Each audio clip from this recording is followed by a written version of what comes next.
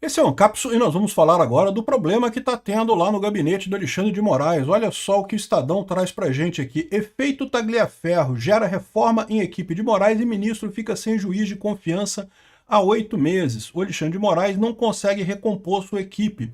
Lembra aquele problema que eu sempre falo para vocês? Muitas dessas ações que o Alexandre de Moraes fala, não porque o Trump vai voltar atrás e não sei o que lá, que todo mundo sabe que isso é mentira, o Trump não vai voltar atrás e coisa e tal.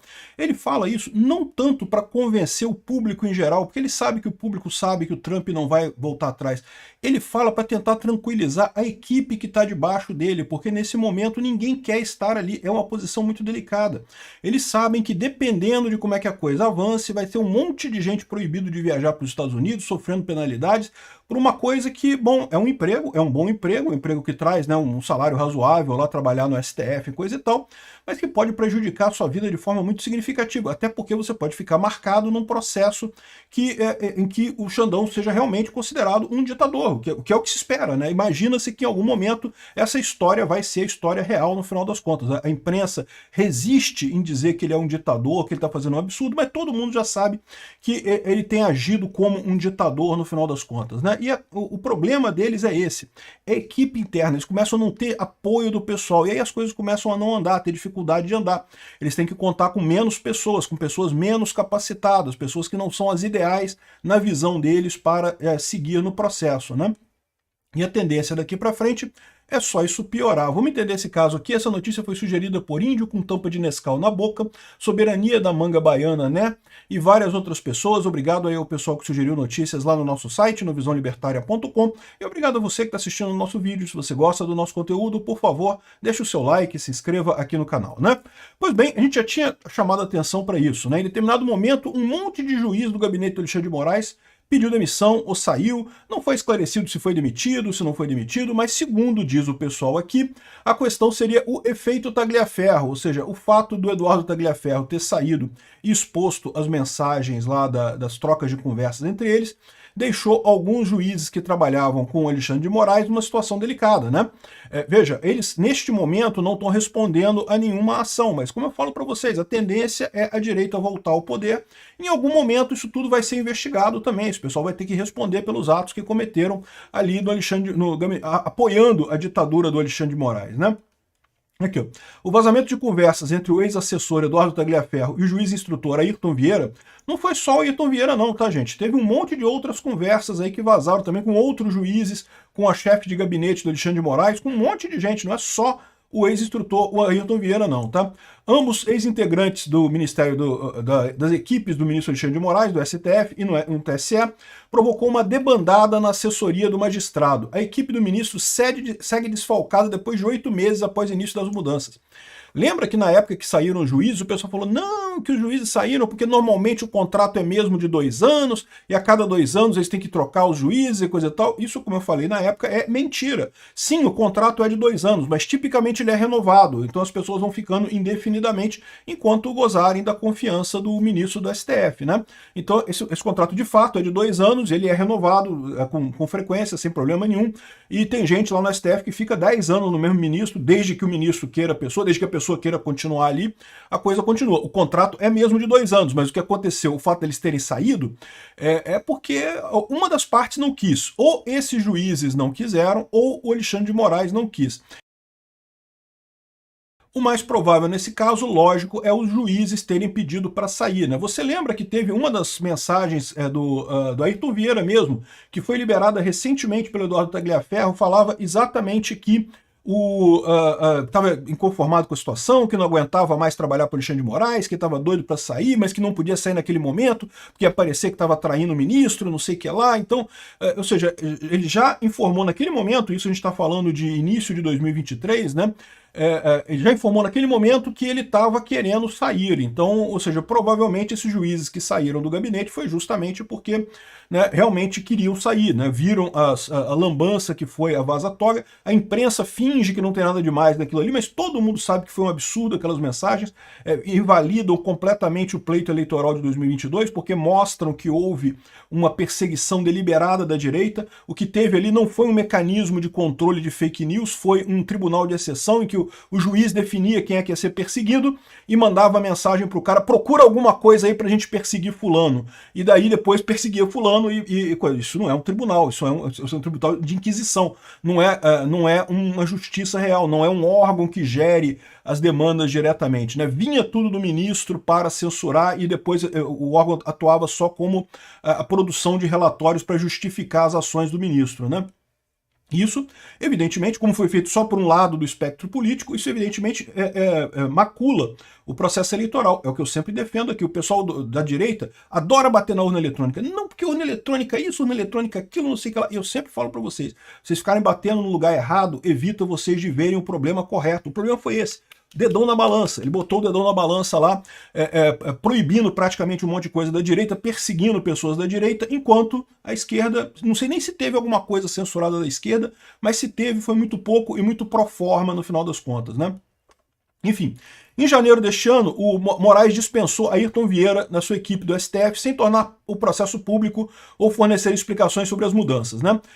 E entre fevereiro e março, ou seja, mais ou menos na mesma época, no início do ano tudo isso, foi a vez dos juízes auxiliares Rogério Marrone e Castro Sampaio e André Solomon... Desculpa, Rogério Marrone de Castro Sampaio, é uma pessoa só isso daqui, e André Solomonto Disco, que também deixaram o gabinete, né? E todos eles falavam, porque é época de renovação, que você não é porque renovação, o contrato dura tantos anos, e aí não foi renovado, e eu lembrei para vocês que não, que isso aqui é porque o pessoal pediu para sair, e o Alexandre de Moraes não tinha mais como segurar eles, deixou eles irem embora e coisa e tal.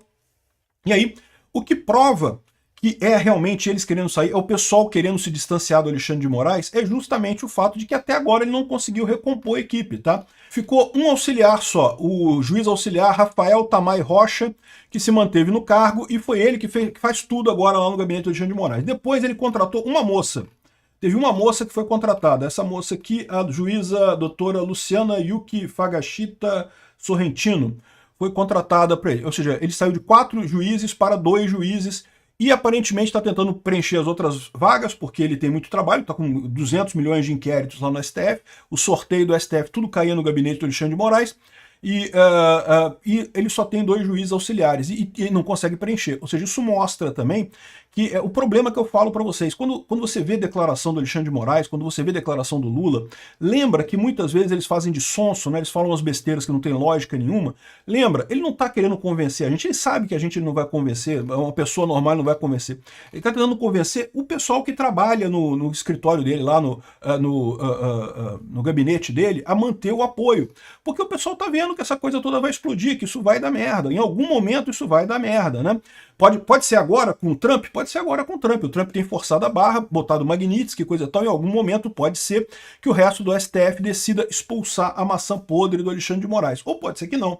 Pode ser que decidam segurar ele lá a qualquer custo. Mas mesmo que resolvam peitar o Trump e com todo o custo que isso implica para o Brasil, para o setor bancário brasileiro, para a política no Brasil, é inevitável. O que eu falo para vocês, esse pessoal todo está fazendo isso partindo do princípio que a direita é uma coisa transitória. Não, que é um problema que teve ali o Bolsonaro e pronto, e já está resolvido e não vai ter mais problema. E não é isso. Na verdade, a direita é uma tendência estrutural da sociedade brasileira que está indo mais para a direita mesmo e inevitavelmente vai voltar ao poder. Não sei se vai voltar em 2026, eu acho que volta em 2026. Mas mesmo que por hipótese muito remota, não volte em 2026. A tendência é voltar em 2030, é voltar em 2034, é voltar em 2038. Vai voltar à direita, não tenha dúvida alguma, porque esse movimento é muito mais estrutural que esse pessoal está levando. E quando voltar à direita, vai ir alterando os membros do STF, e em algum momento a gente vai ter um STF neutro o suficiente para perseguir esses absurdos que foram feitos pelo Alexandre de Moraes. Não sei quando que isso vai acontecer, mas certamente vai acontecer em algum momento, né? Então, essa é a situação que a gente se encontra. E é isso que eu falo para vocês. Quando eles fazem essas críticas, quando eles falam algumas coisas, lembra, não é pra gente, não é pro mundo externo. Ele tá falando pra gabinete dele, porque o pessoal do gabinete dele tá todo mundo com o cu na mão, preocupado pra caramba se não vai entrar o deles nessa história. Porque o Alexandre de Moraes, bem ou mal, tem dinheiro pra caramba. Então, não vai poder ir pra Disney, não pode ter conta no banco, ele dá um jeito. O Jorge Soros dá um jeito de mandar uma mesada pra ele em dinheiro em espécie, enfim, ele não vai ter problema. Gente rica dá um jeito, não tem problema. Por mais que seja uma coisa prejudicial para ele, não tenha dúvida que é prejudicial para ele ficar com a lei Magnitsky, né? Mas ele não vai morrer por isso. Agora, imagina o pessoal do gabinete, só o cara não poder ir para os Estados Unidos já cortou um monte de possibilidades de trabalho, um monte de possibilidade de passeio, um monte de coisas no futuro, e ter que se explicar por que você não tem visto americano, por que você não pode ir para os Estados Unidos. E mais do que isso, como eu falo para vocês, é a mancha no currículo de ter trabalhado com um ditador, de ter trabalhado num escritório de perseguição, que é o que está ficando evidente nesse caso aqui, né? Então o que você vê é isso, as pessoas debaixo do Alexandre de Moraes fugindo. É por isso que o Alexandre de Moraes também se sente tão exaltado, porque ele já sente essas pressões pessoalmente, tá? Pra gente você pode falar assim, pô, mas ele não tá preso. Mas a Magnitsky só cortou cartão de crédito, não cortou nada dele. Não, meu amigo, ele já tá sentindo pressão e já vem há algum tempo isso. Porque o pessoal tá se afastando dele. E mais ainda com esse negócio da lei Magnitsky, as pessoas começam a se afastar. Isso as pessoas percebem, tá? Você pode achar que não, mas a pessoa percebe. Por isso que o Alexandre de Moraes ainda tá tão nervoso e querendo correr com o processo do Bolsonaro. Ele sabe que ele não vai conseguir durar muito tempo desse jeito. Cada vez mais as pessoas se afastando dele, ele com dificuldade de preencher as vagas e coisa e tal.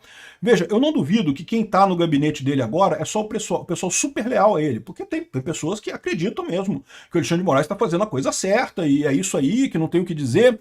Então tem pessoas que estão achando isso, mas repare que isso aí já é uma coisa limitada da população, né? Não é todo mundo que está disposto a apostar seu futuro profissional nessas ideias do Alexandre de Moraes.